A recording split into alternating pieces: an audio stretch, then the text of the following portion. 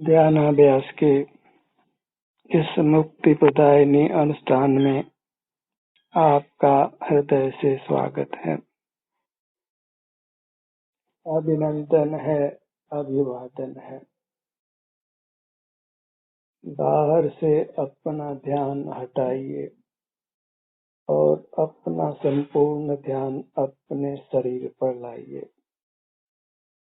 एक ओर आपका शरीर है और दूसरी ओर सारी दुनिया है।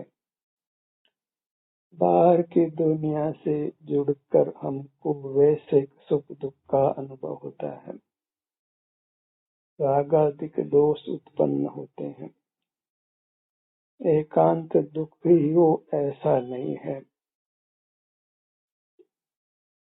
वैसे सुख का भी अनुभव हमको बहिर्मुखता में होता है और अंतर में आकर अपने शरीर से युक्त होकर भी एकांत सुख नहीं मिलता है। शरीर में वेदना का भी अनुभव होता है। बाहर भी कथनचित दुख है, कथनचित सुख है। भीतर भी कथनचित दुख है, कथनचित सुख है। इन दोनों में ही हमने तुलना करना है। क्यों? भीतर आना श्रेष्ठ है और बाहर रहना श्रेष्ठ नहीं है। बाहर रहने पर हमको रागादि जनित आकुलता होती है।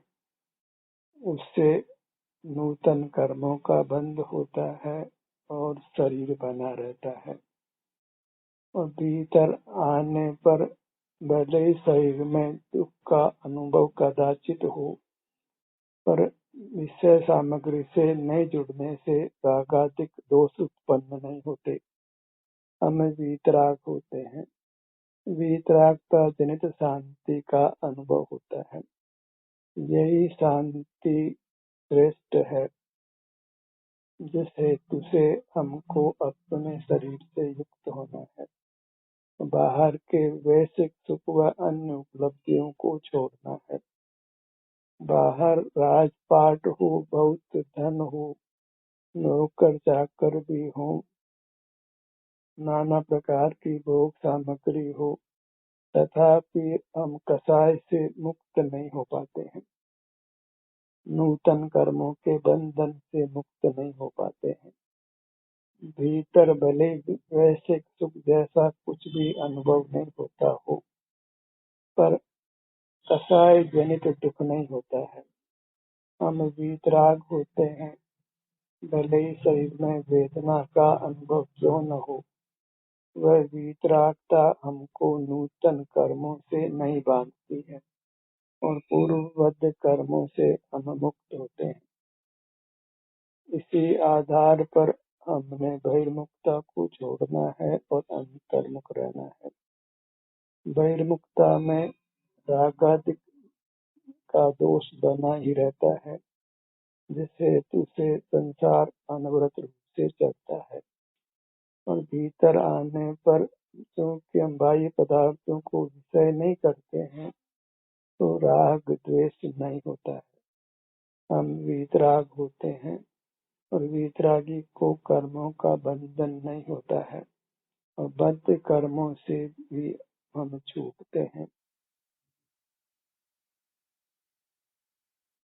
भले शरीर के किसी भाग में कर्मोदय से हमको वेदना का अनुभव क्यों न हो, दोनों स्थितियों को हमने अच्छी तरह समझ लेना है। तभी हम बाहर की उपलब्धियों को, वैश्विक सुख को छोड़कर भीतर आने पर शारीरिक दुख हो उसको भी हम गले लगाते हैं, स्वीकार करते हैं और अपने में बने रहते हैं। बाहर रागादि जनित आकुलता है और भीतर वीतरागता जनित निराकुलता है, शांति का अनुभव है। भीतर शारीरिक वेदना के होने पर भी शांति है और बाहर वैश्विक सुख होने पर भी अशांति है। बाहर वैश्विक सुख भोगने पर कर्मों का बंधन होता है और भीतर शारीरिक दुख भोगने से कर्मों का बंधन नष्ट होता है। इस प्रकार हमें भीतर बाहर के गुण दोषों को बराबर तुलना कर लेना है और जो श्रेष्ठ हो उसको अपना लेना है। बाहर में सुख तो अल्प है और दुख अपार है, और भीतर शारीरिक दुख कदाचित है वह अल्प है और सुख अपार है। दोनों स्थितियों का अनुभव कर दोनों में कौन अच्छा है उसको हमको स्वीकार करना है, युक्ति से भी और अनुभव से भी। तभी जब हमको अंतर में अधिक लाभ दिखाई देता है तो जीव की प्रवृत्ति सहज ही अधिक लाभ की ओर होती है, फिर वह हानि का काम नहीं करता है। लोक में भी जीव लाभ का ही काम करते हैं, हानि का कोई काम नहीं करते। तो जब हम मोक्ष मार्ग को पाना चाहते हैं तो हमें लाभ का ही काम करना है, टोटलिटी में देखना है। इस प्रकार भली भांति विचार कर युक्ति का उपयोग कर हमें अंतर्मुख होना है, और अंतर में आने पर जो रागादिक दोष मिटता है, निराकुलता का अनुभव होता है, उसको भली भांति अनुभव करके हमें अंतर्मुख रहने के पक्ष में आना है।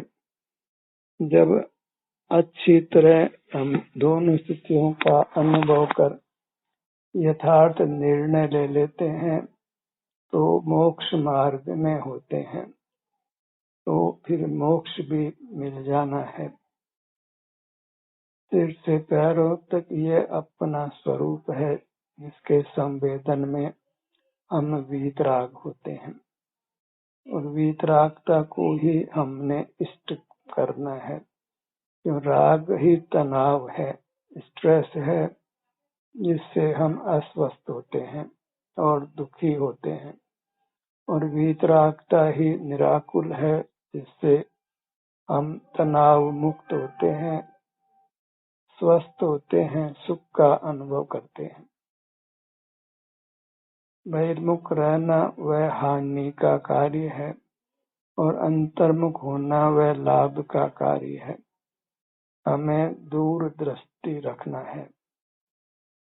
बाहर में अल्पकाल का सुख है और दीर्घकाल का दुख है, और भीतर में अल्पकाल का दुख है और दीर्घकाल का सुख है।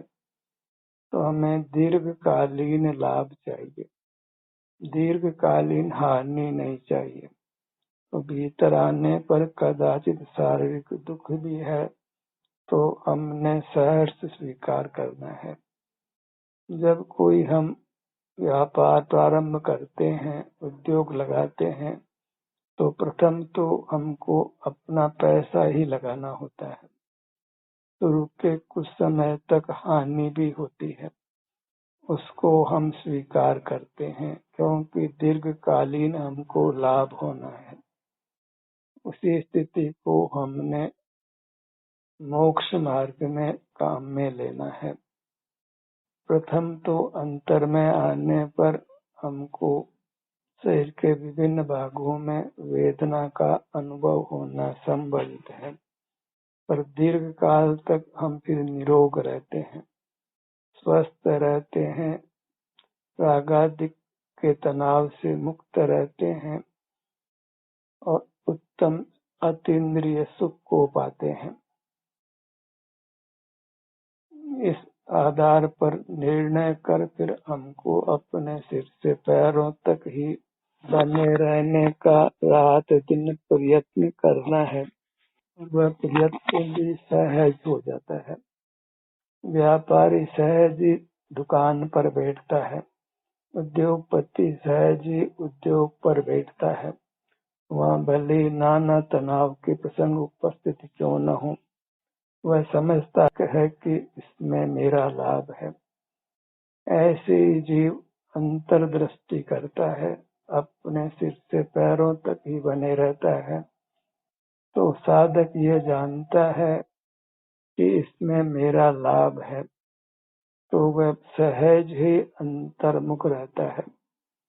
व्यापारी उद्योगपति अधिक समय दुकान पर या फैक्ट्री में रहता है। घर में तो प्राची को मानो सोने के लिए, विश्राम के लिए आता है। जो भीतर का सुख भोग लेता है वह फिर निर्वाण होने तक उसको नहीं छोड़ता है। ऐसी ही स्थिति हमको अपनी बना लेनी है।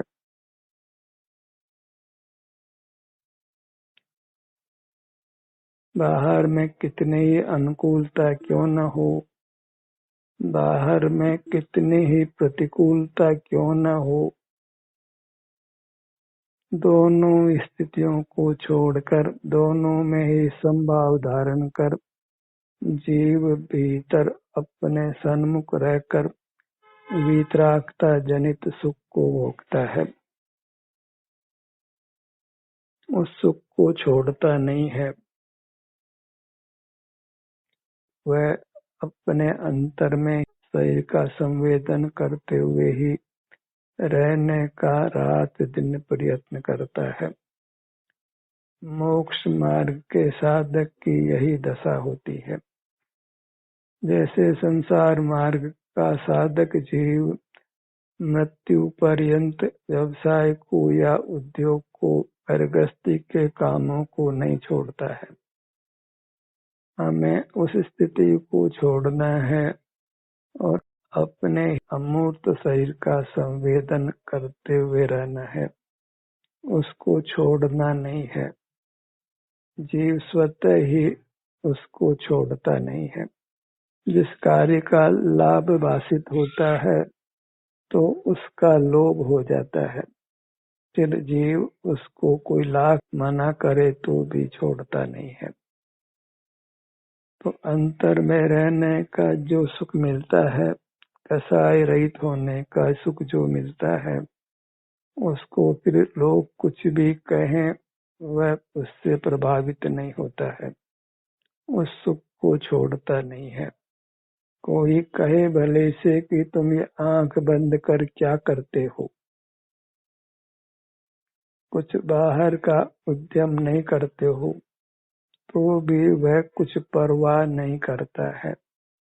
सारा जगत मिलकर भी उसको बाहर में रहने की प्रेरणा देता हो, तो भी वह उस प्रेरणा को अस्वीकार करता है और आपका आप अनुभव कर वितरागी सुख को भोगता है। अपने आप को राग आदि जनित आकुलता से बचाता है, अपनी रागादिक से रक्षा करता है और वीतराग रहकर उत्तम सुख को भोगता है। तो हमको निरंतर अपने सुझाव से अपने सिर से पैरों तक बने रहने का अनवरत प्रयत्न करते रहना है। निद्रा को छोड़कर फिर यही काम करना है। फिर निद्रा भी अति अल्प होती जाती है, जागृति ही बनी रहती है, थकावट नहीं होती है, उत्तम विश्राम मिलता है और उस विश्राम की स्थिति में जीव सुख से अपने सिर से पैरों तक ही बना रहता है। उसमें उसको कुछ भी आकुलता नहीं होती है।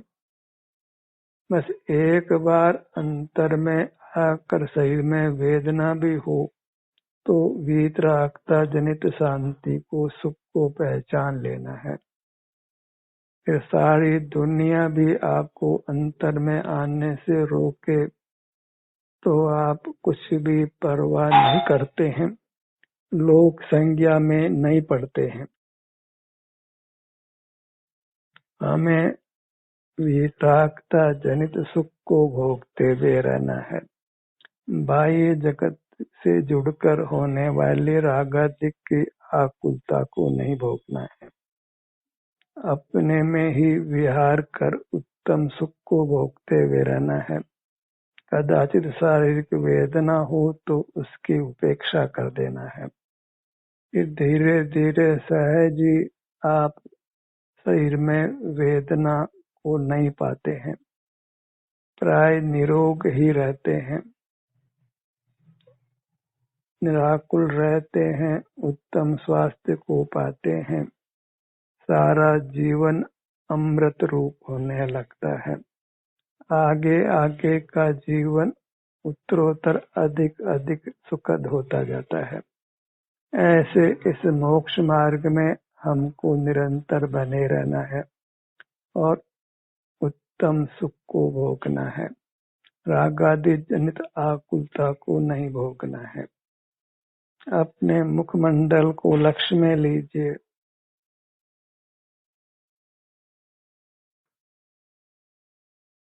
वास्तव में तो जब जीव अपने सन्मुख होकर सुख भोग लेता है तो उसको फिर किसी सुझाव की आवश्यकता नहीं होती है।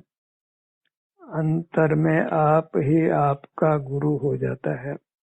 अपनी ही आत्म प्रेरणा से वह रागादिक दोषों से मुक्त रहने के लिए अपने सन्मुख रहने का ही सतत प्रयत्न कर अपने को स्वस्थ रखता है, सुखी रखता है, आकुलता से दूर बसता है।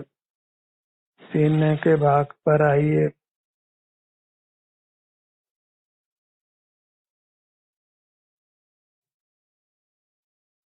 शारीरिक दुख भी कभी कदाचित है, अन्यथा तो आपको शरीर में सुख का ही अनुभव होता है। और बाहर रहते हैं तो वैसे सुख तो कभी कदाचित है, अन्यथा तो रागादिक जनित आकुलता ही निरंतर बनी रहती है। और इसी बीच में कभी हम घोर रोगादिक में, दुर्घटना आदि में आ पड़ते हैं। भीतर किसी प्रकार का कोई जोखिम नहीं है। उत्तरोत्तर हमारा शारीरिक स्वास्थ्य अच्छा होता है। सुख शरीर में बहुलता से अनुभव में आता है और रागादिक दोष तो बिल्कुल ही उत्पन्न नहीं होते। नूतन कर्मों का बंध नहीं होता है और बद्ध कर्मों से हम मुक्त होते हैं। जो कदाचित मौत की तीव्र उदय से बहिर्मुखता होती है तो उसी समय कुछ कर्मों का बंधन होता है। वहाँ भी फिर समग्र कर्मों का बंधन नहीं होता है।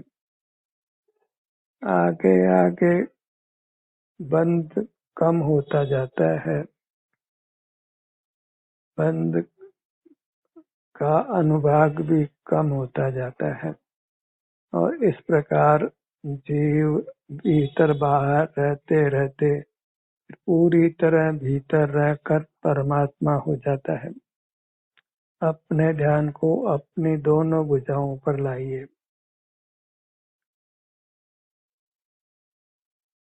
दोनों पैर,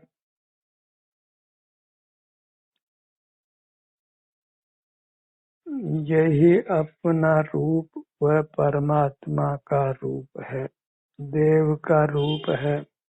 इससे युक्त होकर जो हम शांति का अनुभव करते हैं वही वास्तव में देव दर्शन नाम पाता है।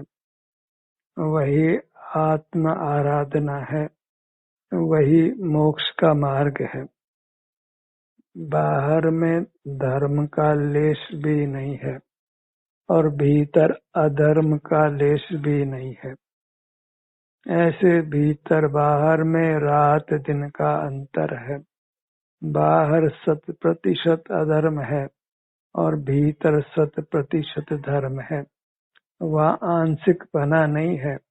बाहर पूरी तरह राग में स्थित है और भीतर पूरी तरह वीतराग है और वीतरागी को बंधन नहीं है और रागी निर्बंध नहीं है। इंद्रिय ज्ञान में स्थित जीव बंध सहित है और इंद्रिय जयी वह बंध रहित होता है। इस प्रकार हमको बाहर नहीं रहकर भीतर रहना अर्थात अपने शरीर से युक्त रहना है, शरीर के संवेदन रूप रहना है। ज्ञान का सूत्र यही समाप्त होता है। इंद्रिय ज्ञान में स्थित जीव बंध सहित है और इंद्रिय जयी वह बंध रहित होता है। इस प्रकार हमको बाहर नहीं रहकर भीतर रहना अर्थात अपने शरीर से युक्त रहना है, शरीर के संवेदन रूप रहना है। ज्ञान का सूत्र यही समाप्त होता है।